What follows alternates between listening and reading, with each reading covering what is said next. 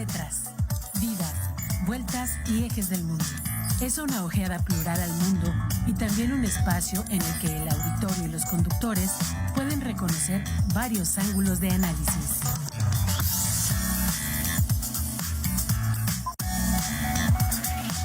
Tetras, vidas, vueltas y ejes del mundo. Es una ojeada plural al mundo y también un espacio en el que el auditorio y los conductores pueden reconocer varios ángulos de análisis.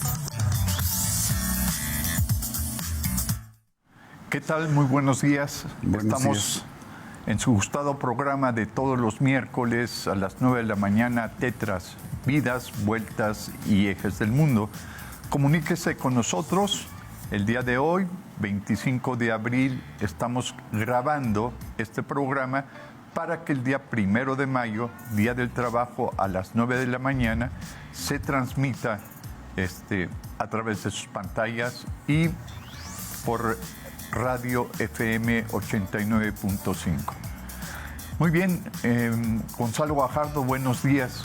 Vamos a ir poniendo los datos en la pantalla para que ustedes puedan interactuar y comunicarse con nosotros a este programa. Sí, solo que no lo van a poder hacer el día de la transmisión porque justamente hoy estamos grabando en tanto que la universidad va a estar cerrada el 1 de mayo. Sí. Pero de todas maneras ustedes se pueden comunicar con nosotros a través de WhatsApp, a través de mensajes de texto, y a nosotros nos hacen llegar, y entonces a la siguiente sesión que tengamos con ustedes daremos respuesta a las llamadas que nos hagan ustedes. Vamos a conmemorar 1 de mayo. Vamos a conmemorar 1 de mayo, es una fecha muy valiosa en nuestro país y en general en Occidente, ¿no? Se celebra, se festeja, se conmemora, no sé bien cómo decirlo, el Día del Trabajo. Es decir, ese día que está dedicado precisamente a reconocer a los trabajadores del mundo. Aunque aquí a ratos me siento yo confundido porque precisamente estamos entrando a ciertos procesos más y más fuertes de globalización, ¿sí? Y en ese sentido, pues los festejos o las conmemoraciones que se hacen en otras partes del mundo no necesariamente se llevan a cabo también aquí en México o a la inversa. Y entonces no nos damos cuenta de todos los efectos que en estos momentos están teniendo los procesos de globalización, y parecería que nos ampliamos, nos hacemos más extensos en cuanto que nos transformamos poco a poco, insensiblemente, en ciudadanos del mundo, pero a la vez vamos quedando cada vez más reducidos, al punto de que, por ejemplo, hoy el desarrollo de las tecnologías viene a sustituir, a propósito del Día del Trabajo, viene a sustituir a la fuerza de trabajo. Sí. Y en ese sentido, pues no les vamos a conmemorar o a festejar a las máquinas que hacen el trabajo de los trabajadores. ¿Qué es lo que vamos a celebrar? ¿Qué es lo que vamos a festejar? ¿Qué es lo que vamos a conmemorar? ¿De qué nos haremos cargo en esta nueva conciencia global? Gonzalo, me estás poniendo... Instrumental. Estás poniendo realmente el dedo en la llaga. En Querétaro es el segundo año consecutivo que no va a haber desfile de Día del Trabajo.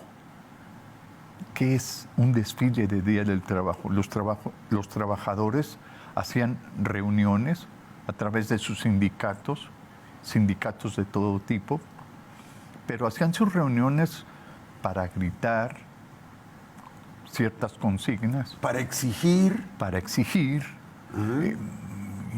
Segundo año consecutivo en el gobierno de Mauricio Curi que no habrá desfile que conmemore el 1 de mayo, Día del Trabajo. Los trabajadores no tendrán un espacio único en el año para gritar consignas para exigir, para pedir, para buscar por lo menos confrontarse con los patrones y hacer ciertos señalamientos de inconformidad o de buscar mayor seguridad social a través del trabajo. ¿Cómo la ves, Gonzalo? Y tú me hablas de la mundialización. Sí. Y me estás hablando de cómo se está sustituyendo al trabajador por la tecnología. Por las herramientas instrumentales. Y eso no también tendría que llevarnos a una inconformidad. Ser desplazado y ser sustituido en la mano de obra por una Macintosh o por una automatización de un proceso productivo. Te pregunto porque pues, lo vamos viendo como algo normal y vamos normalizando todos los procesos productivos y vamos justificando a quienes emplean a los trabajadores y con la facilidad con que los emplean, con esa facilidad también los despiden. Y los despiden injustificadamente, sin derecho a ningún tipo de retribución laboral. Y mientras se mantienen trabajando, ¿qué sueldos reciben? ¿Qué prestaciones? ¿Con qué garantías se mantienen en ese puesto de trabajo? Sí. ¿Qué ha pasado en la historia? Tenemos que remontarnos a los mártires, a las mártires de Chicago. Tenemos que remontarnos a ese fenómeno, a ese episodio que vivieron trabajadores en una empresa textil para vivir lo que tuvieron que vivir, para exigir y manifestar muchas inconformidades. Esa es la fecha para conmemorar el Día del Trabajo en México y en muchas partes del mundo. O hay otros episodios en donde ha habido represión para los trabajadores, ha habido maltrato para los trabajadores, el esclavismo, en donde no tenían ningún tipo de derecho a reclamar o a inconformarse. Se mostraba con gran claridad cómo el patrón, el dueño de las tierras, golpeaba, ninguneaba, despreciaba a los trabajadores. Y los trabajadores tenían que aguantar vara para poder seguir sirviendo al amo, al patrón, sin retribución alguna. Solo la vida. Entonces, cuando hablamos del trabajo, siempre hablamos de un opresor, a alguien que está oprimido o sometido a la voluntad del patrón para seguir trabajando.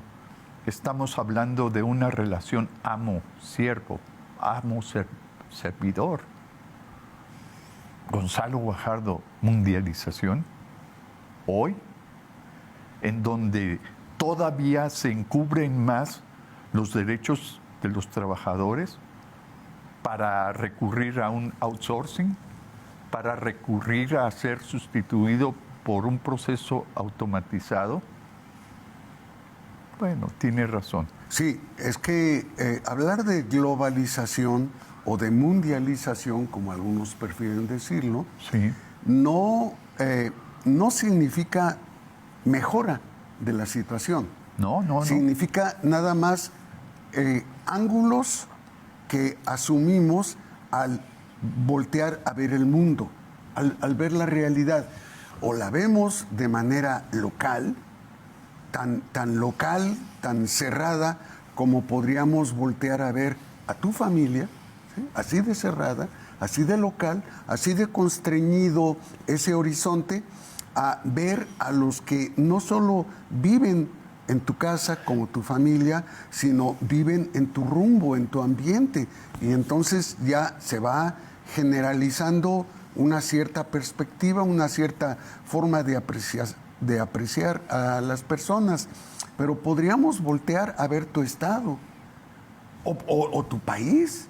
Y entonces esa familia que se reconocía inicialmente como tu familia, poco a poco de la visión generalizada se va borrando, se va difuminando, ya no se identifica como tu familia, sino como uno más de todos los habitantes de esta zona, de esta región, de este país. Si nos vamos más ampliamente al continente o más ampliamente a la parte occidental del mundo, entonces esa difuminación crece y esto significa desaparece cada vez más la imagen de tu familia, desaparece cada vez más la imagen de don Sergio Becerril, ¿sí? Sí. Y si volteamos a ver el mundo entero, entonces pues es propiamente nada, ¿no? Entonces, la mundialización o globalización puede tener muchas ventajas, pero sin duda también tiene consecuencias no apetecibles. Yo no estoy queriendo hablar de la globalización o mundialización necesariamente en términos de lamento o en términos de llorar una realidad perdida, sino simplemente como parte de este escenario, pues también me siento involucrado y necesito voltear los ojos hacia mí, hacia ti, hacia los nuestros, hacia los demás allá, hacia los demás acullá, hacia los otros, y cada vez me voy perdiendo más. Es que efectivamente esa es la estrategia de la complejidad, esa es la estrategia de la mundialización. Todo lo sólido se disuelve en el aire. Todo. Y la mundialización tiene esa estrategia. No hay nada concreto. Todo es gaseoso, volátil. Sí, pero esa es una perspectiva repito, yo no quisiera caer en el pesimismo y nada más ver lo negativo. Yo creo que hay otras cosas, pero más adelante iremos a esas otras perspectivas. Y yo te quiero poner al lado de la mundialización todos los avances que existen en términos de derechos humanos. ¿Y qué pasa con los derechos humanos frente a la lucha social de los trabajadores para manifestar su inconformidad, o las luchas sociales que presentan las mujeres, o las luchas sociales que presentan los ancianos, o las luchas sociales que presentan los que no LGBT, por decir algo. LGBT, o los niños de la calle, o aquellos trabajadores que exigen 40 horas de trabajo a la semana y que ellos tienen que trabajar por contrato sábados y en ocasiones hasta domingos y en ocasiones hasta días festivos. Entonces, a eso me refiero, Gonzalo. ¿Qué sucede frente a este fenómeno global, mundializador, internacionalizador de los procesos sociales, de los derechos laborales, de los derechos humanos y de las condiciones en las que el concierto de los estados modernos establece ciertas reglas del juego para dominar o para establecer un orden mundial económicamente armonizado? Y aún así se presentan inconformidades y manifestaciones locales, regionales o nacionales. ¿Me explico, Gonzalo?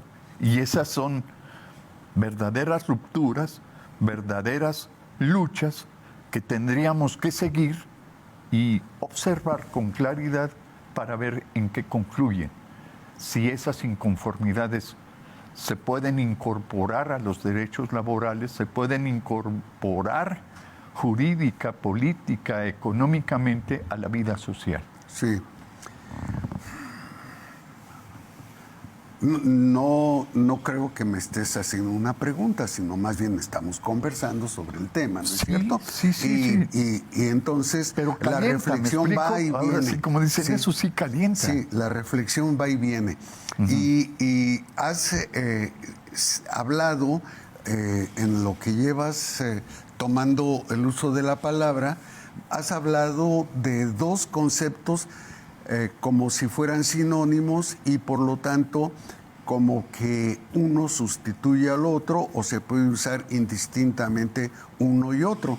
Y estos dos conceptos son uno, el trabajo, y otro, el trabajador. Ajá. Son dos conceptos que has venido usando y hoy es el día del trabajo y entonces el trabajo ya no es advertido con claridad y entonces el trabajador ya no tiene a dónde voltear, a quién reclamar.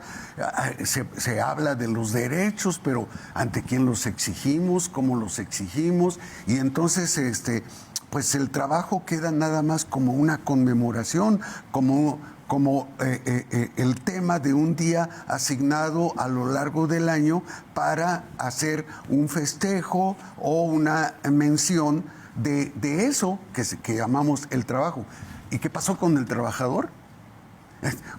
¿De qué estamos hablando? ¿Del trabajo como una comprensión de la realidad o del trabajador como alguien que tradicionalmente había venido operando en el mundo para transformarlo, para llevarlo a otros horizontes? Sí, ¿no? sí.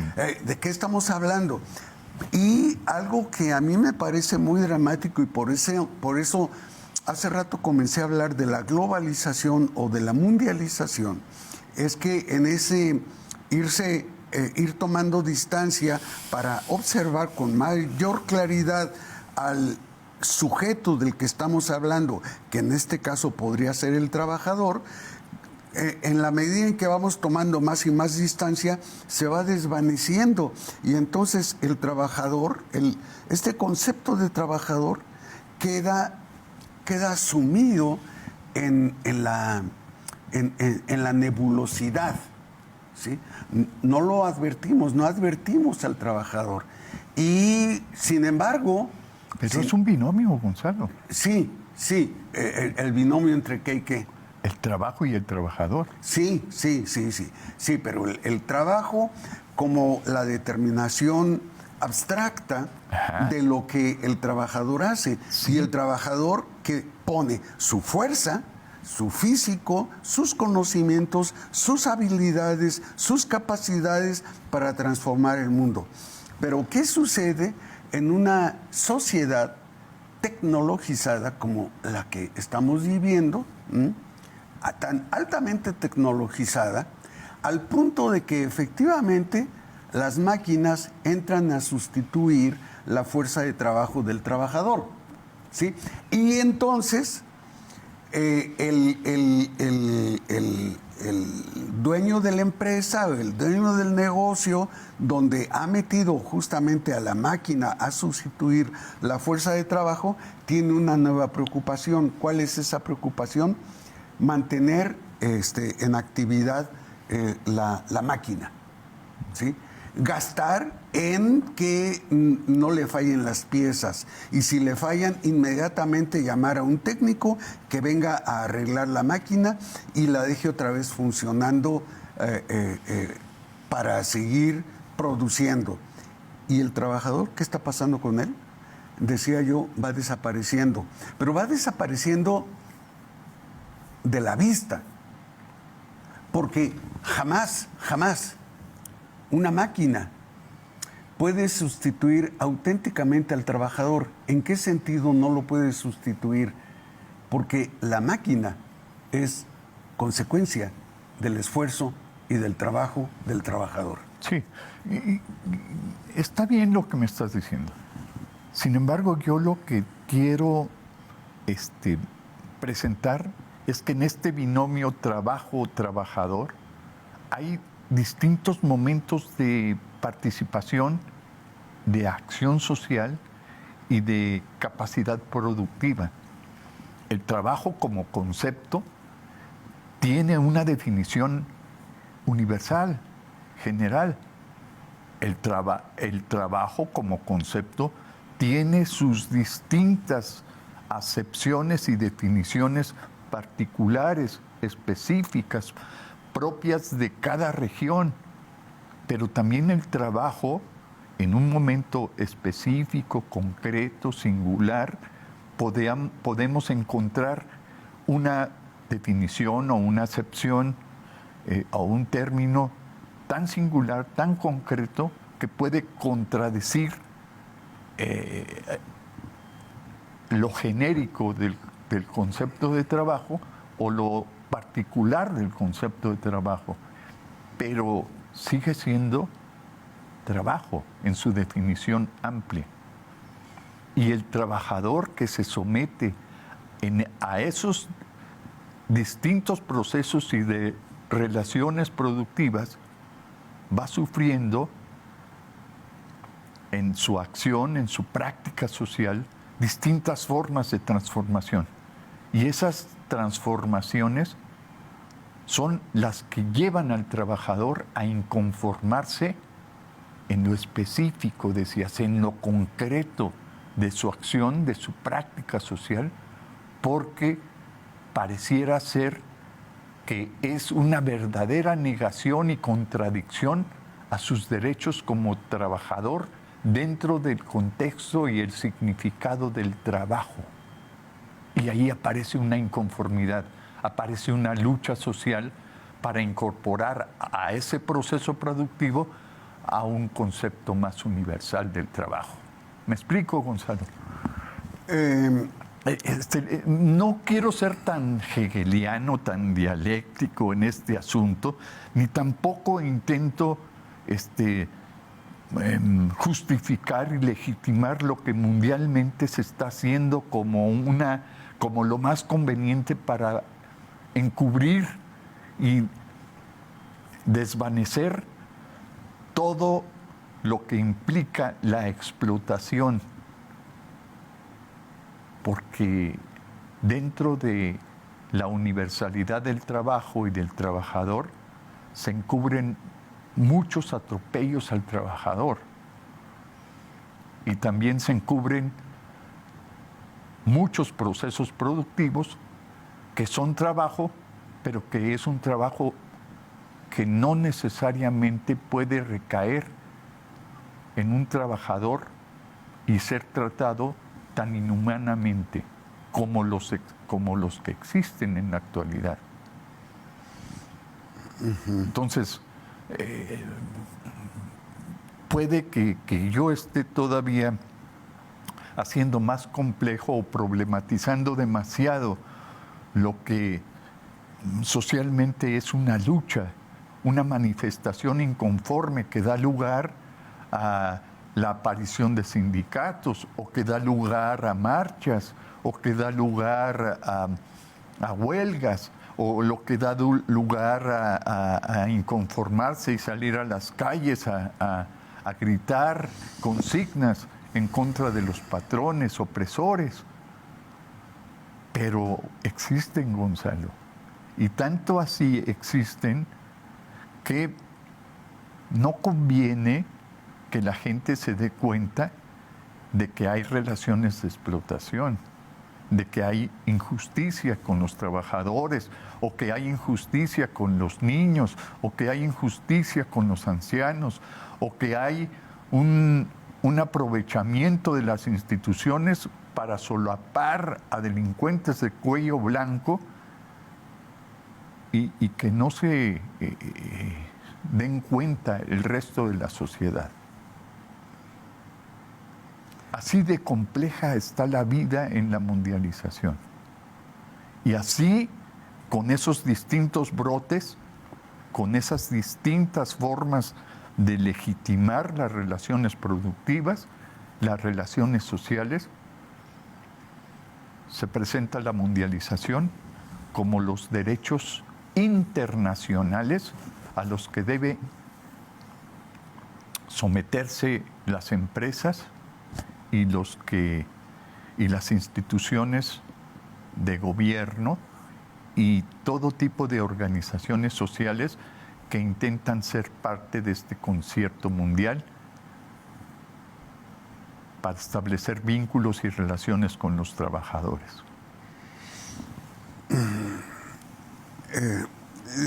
Bien lo has dicho en varios momentos.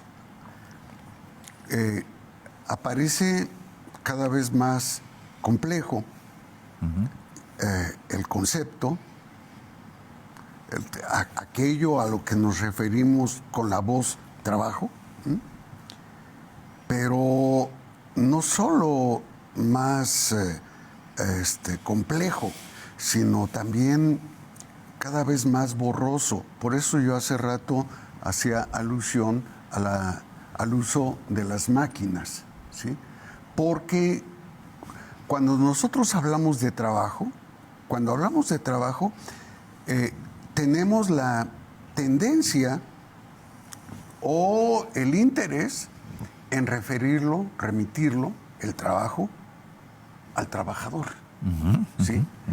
Y reconocemos que el trabajo es una expresión de los esfuerzos peculiares del trabajador para lograr ciertas transformaciones en la realidad, transformaciones que en el ideario del trabajador posiblemente sean benéficas para el resto de la sociedad, ¿no? Si tú eres agricultor y vas a sembrar maíz, tú tienes la idea de que vas a sembrar maíz para cosechar maíz y alimentar a una buena parte de los seres humanos que están a tu alrededor y de los animales. Pero si tú, por ejemplo, eres trabajador en una industria automotriz, entonces tú piensas que tu trabajo consiste en armar un vehículo, un automóvil, y ese lo vas a poner a disposición de aquellos que puedan y quieran conducirse, movilizarse con el automóvil. De manera que el trabajo siempre hace la referencia a la transformación, bien de las materias primas, por ejemplo, en la agricultura, para dar lugar a cosechas valiosas y a productos alimenticios, bien en el ramo de la industria, para dar lugar a otro tipo de cosas de las que puedes echar mano para hacer más gozosa y gustosa tu vida. Pero ¿qué sucede cuando efectivamente nos damos cuenta de que hay unos que están justamente ofreciendo sus esfuerzos para trabajar, es decir, para lograr las transformaciones, y otros están aprovechándose de los esfuerzos de los primeros para enriquecerse, para engolosinarse en la abundancia, sin importarles lo que los trabajadores puedan padecer o puedan sufrir, ¿sí? Entonces, en ese sentido, creo que el tema del trabajo sigue siendo crucial, fundamental para nosotros, mientras no entendamos que el trabajo es, otra vez, la transformación de la realidad para hacerla más disfrutable, más gozosa a nuestro alcance. Pero que así como unos entregan su fuerza de trabajo, o sea, sus capacidades para la transformación, también deben disfrutar de ese mundo. No están creando un mundo para otros, sino para sí mismos también, sí, para los suyos. En ese sentido, bueno, pues tenemos que repensar el tema del trabajo, y yo digo, no está, pese a lo que decía inicialmente en el programa hoy, no está obsoleto el tema del trabajador. No. Para nada, para nada. Solo que ahora tenemos que verlo con otra mirada. El trabajador ahora parece que se está incorporando a un mundo globalizado o a un sistema mundializado, y entonces se borra la característica concreta de su capacidad. Sí, está bien. Te has empeñado el día de hoy de hablar de el trabajo, pero a mí me interesa también hablar de la lucha social del trabajador. Correcto. ¿Lo hacemos al regresar de esta pausa? Vamos a hacerlo, sí. Vamos a la identificación del programa.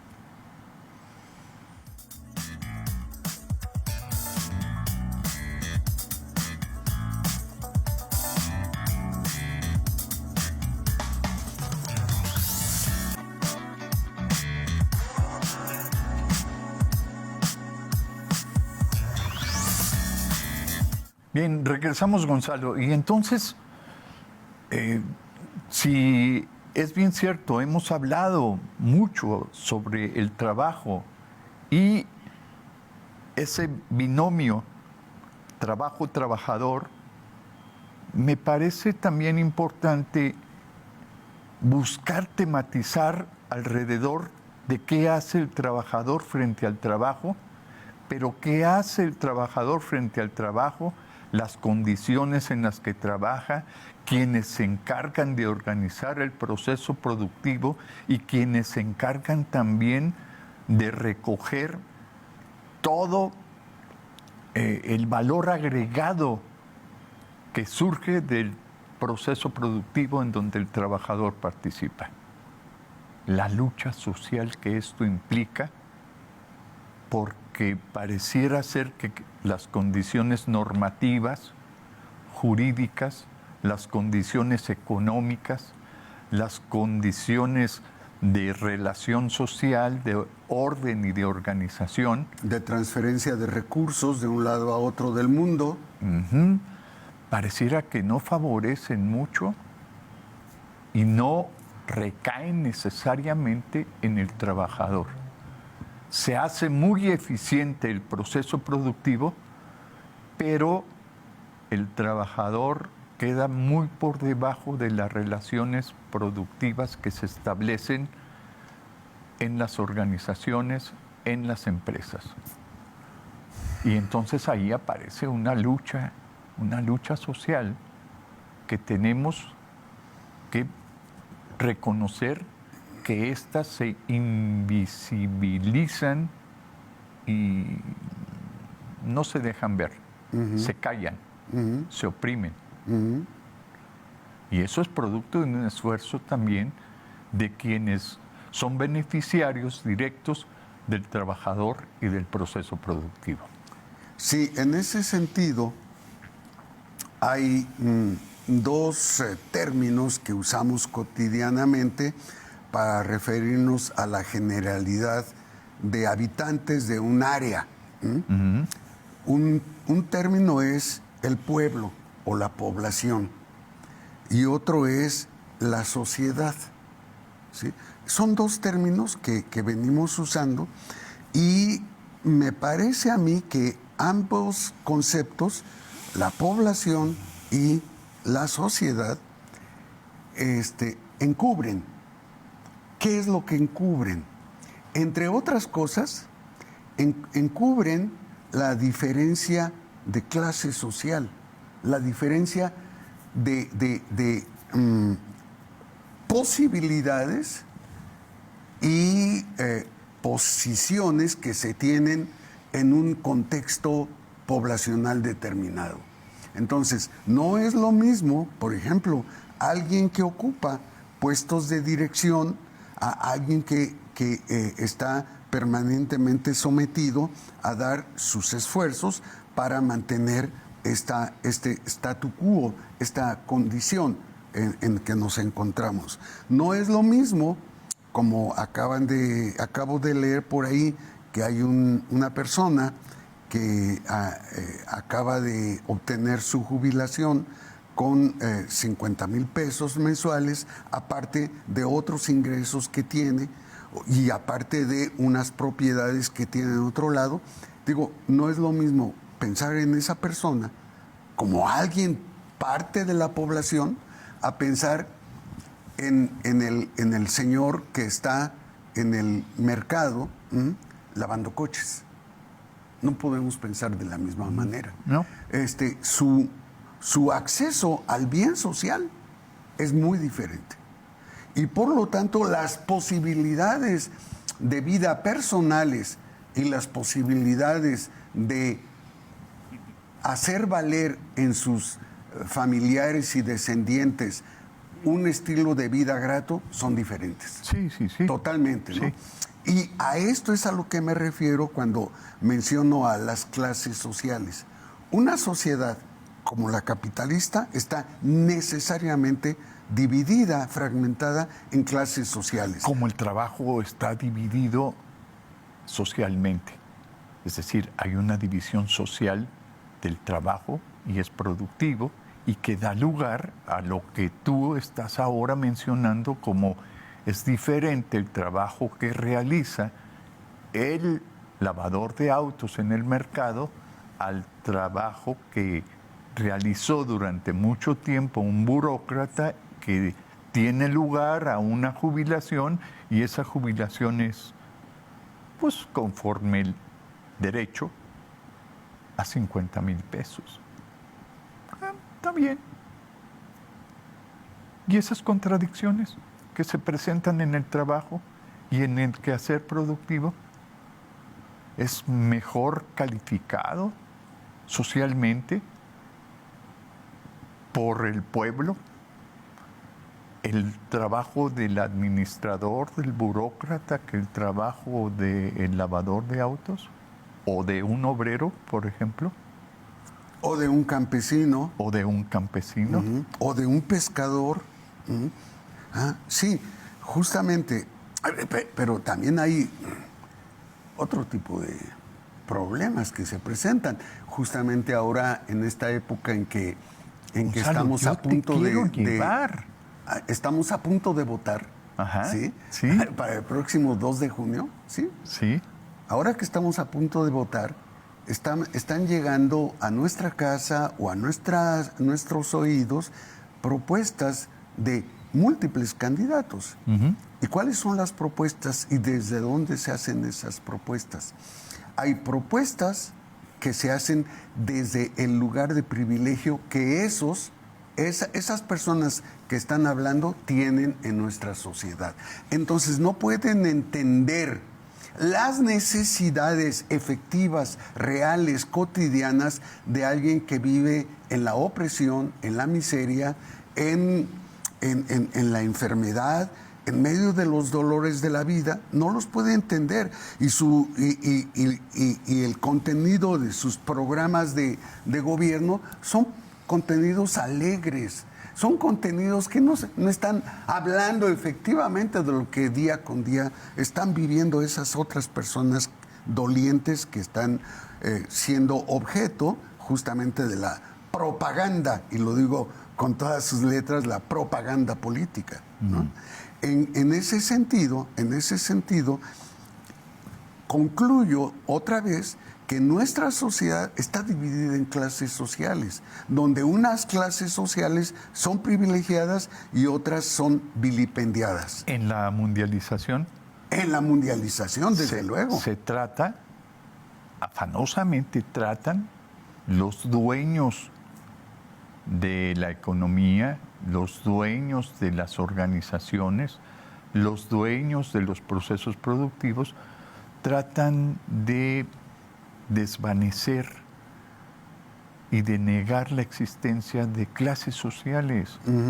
Eso es lo que te estoy diciendo, Gonzalo. Y yo lo que quiero apuntar y discutir contigo es qué da lugar a una lucha social que se tiene que contemplar y hacer significativa para evitar los atropellos que cometen esos encargados de desvanecer o de desaparecer las contradicciones que se pueden presentar entre las propias clases sociales. ¿Cómo la ves? No, sin duda que gran parte de los esfuerzos que se han desarrollado a lo largo de la historia han buscado precisamente hacer valer el esfuerzo de los trabajadores frente a la prepotencia o la capacidad económica de los grandes patrones, ¿sí? Indudablemente. Y para lograrlo, sin duda, los trabajadores no porque sean menos capaces, sino porque son sistemáticamente despreciados por una sociedad en clases, ¿sí? Es decir, los más pobres, los más ignorantes, las personas con menor escolaridad, las personas que no tienen una casa donde llegar a descansar después de un día muy fatigoso, esas personas están permanentemente sometidas por aquellos otros que tienen los recursos y que los controlan, ¿sí? Y que por lo tanto tienen la capacidad de decir a quién sí dan y a quién no dan, ¿no? Bueno, entonces, estos que están abajo, estos, dijéramos, los pobres del mundo, se ven a sí mismos y son vistos por los ricos del mundo, se ven a sí mismos como más frágiles, más débiles ante los ricos del mundo, y entonces necesitan organizarse. Y una de las formas que se ha privilegiado en nuestra sociedad para que se organicen los trabajadores ha sido justamente el sindicato, ¿sí? El sindicato justamente como recurso para su organización y por lo mismo para tener fuerza en sus reclamos, en sus demandas y en la presión que puedan ejercer sobre los dueños del poder, los dueños del dinero, los dueños de los medios de producción. Pero precisamente por esa razón, porque se presenta el sindicato como algo tan agresivo, tan exigente ante los dueños del poder, también se han presentado o se han generado organizaciones de patrones, organizaciones patronales, y entonces les hacen la contraparte a los sindicatos, y los sindicatos otra vez integrados por trabajadores, por gente fragilitada, ¿sí? No sabe cómo reaccionar ante la organización de los trabajadores, de los patrones, ¿sí? Sí. Y en ese sentido es muy problemático dar una respuesta única, y entonces más bien tenemos que voltear los ojos para ver qué tipo de respuestas se están dando en diferentes partes del mundo y ver cuáles nos conviene adoptar o cuáles no, ¿sí? ¿Ante qué tenemos que reaccionar? ¿Cómo podemos entender este intercambio de poderes, de fuerzas, de leyes, de artilugios en el mundo, justamente para lograr una satisfacción igualitaria de la gente en la sociedad? Bien. ¿Y por qué se torna tan difícil la comprensión de que aquellos que se organizan para económicamente, aquellos que se organizan para difuminar en el mundo los procesos productivos, el trabajo, de qué manera encubren no otorgar todos los beneficios que los trabajadores que también están organizándose para tener mayores y mejores prestaciones y servicios y derechos,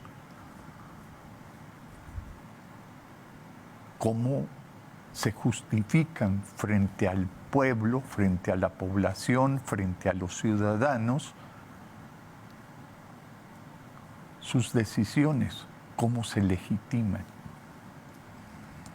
Y ahí está la clave del control político, del control social y sobre todo ideológico, desde luego. Pero el control ideológico y el control político son intangibles. Sí. Y por lo mismo no los puedes atrapar. Entonces tú me hablabas hace rato de que estamos a punto el 2 de junio de ir a las urnas a votar. Claro. ¿Y cómo vamos a ir a votar? Con una ideología. Sí. Y con una ideología que puede justificar a los que se han organizado para lavarte el coco, Ahí está la cosa. Ajá. Sí, sí. Es que este es el panorama con el que nos encontramos en ante este binomio que tú has llamado, el binomio articulado por el trabajador y su fuerza de transformación, ¿sí? Su trabajo. Este es un binomio muy importante porque sin él no puede existir el mundo. El mundo se habría ya acabado si no hubiera gente que trabajase el mundo para mantenerlo produciendo, para mantenerlo vivo, para que nos siga prodigando todos los beneficios que eventualmente podemos obtener. Pero tú me has estado hablando de luchas sociales y de clases sociales, y yo te estoy diciendo, es que esas categorías, si quieren advenir de manera consciente, no es tan fácil. Claro que no, pero ¿por qué no es fácil? Por un lado, por la falta de materialidad del contenido de esas luchas. O sea, yo lucho por mi bienestar. Si el trabajo pero no estuviese... Está muy padre decir lucho por mi bienestar, pero si dices lucho por mis derechos, ay caray, ¿cuáles derechos? Pues los derechos que me otorga la Constitución. ¿Quién hizo la Constitución? ¿Quién aprueba los artículos? ¿Quién aprueba los contenidos de una Constitución? La gente que ha llegado a cierta posición de poder y desde ahí justamente está organizando una Constitución que es la rectora de la vida cotidiana de los miembros de esa sociedad para la cual es una Constitución. Yo te estaba intentando poner un pase para gol. Ajá. En donde tú te lucieras metiendo un golazo de chilena. Pero soy mexicano. Sí. Pero, y me dijeras, es que el trabajo se encubre de una idea, de un pensamiento que beneficia a todas luces a aquellos que se han organizado históricamente, socialmente, para que los procesos productivos estén legitimados económicamente, políticamente, jurídicamente. El trabajo está enajenado. Sí. El trabajador no se puede dar cuenta de todos los beneficios que genera su proceso productivo, su trabajo, y cómo gran parte de lo que él produce no le corresponde, sino que queda en manos de el trabajador, del patrón. Del patrón, sí, del dueño del capital. Hay que decirlo claramente. ¿Quién es el patrón? El dueño del capital. Sí. No es cualquiera. Sí, el dueño del capital y de los medios de producción. Sí. Y entonces pueden justificar, y hay colegas tuyos, maestros, que pueden justificar el hecho de que las cosas estén así y que no haya ninguna manifestación en contra de la opresión, en contra de los procesos productivos que no se den todas las prestaciones que un trabajador se merece, ni que estén conforme un derecho humano, un derecho laboral. Sí, por eso que decía yo hace un momento, que se habla de derechos, pero resulta que los derechos son intangibles a menos de que estén plenamente descritos en un documento y que haya una autoridad que se haga cargo de hacerlos efectivos. Si no, no. Por ejemplo, es desastroso advertir cómo en nuestro país está siendo atravesado por tanta gente que viene de Centro, de Sudamérica, del Caribe y de otras partes del mundo, justamente para cruzar por nuestro país y entrar a los Estados Unidos en búsqueda del paraíso. ¿Sí? Ajá. Y entonces lo que se hace justamente en la frontera de México con los Estados Unidos es cerrar las puertas y decir, no pasen, no pasen. ¿Y con qué vas a reclamar tu derecho de acceder a otras partes del mundo? ¿Con qué? Solamente con las leyes, si no, no. Si no, Gonzalo, no. por favor, háblame de ¿a qué le vamos a llamar lucha social? ¿A las contradicciones que se presentan? No, la lucha social se da por las contradicciones, pero la lucha social es el ánimo, el esfuerzo y la organización de unos grupos para reclamar por lo que consideran que les corresponde. ¿Sí? Para mí esto es lucha social siempre y cuando encuentren un opositor que le niegue ese tipo de reclamos. Y entonces estos, los que se organizaron y pudieron reclamar la satisfacción de sus intereses y necesidades, se sienten violentados justamente porque la contraparte les niega esas posibilidades. Y eso es la lucha social. Aún y cuanto esté en juego la propia vida. Desde luego, desde luego.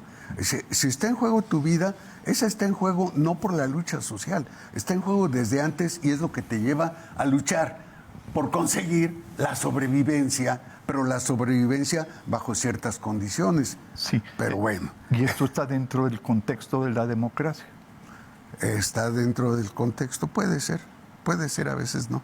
Bueno, pues tenemos que irnos, pero continuaremos con estas reflexiones que aquí mi amigo Sergio Becerril luego las hace muy escabrosas. Adiós.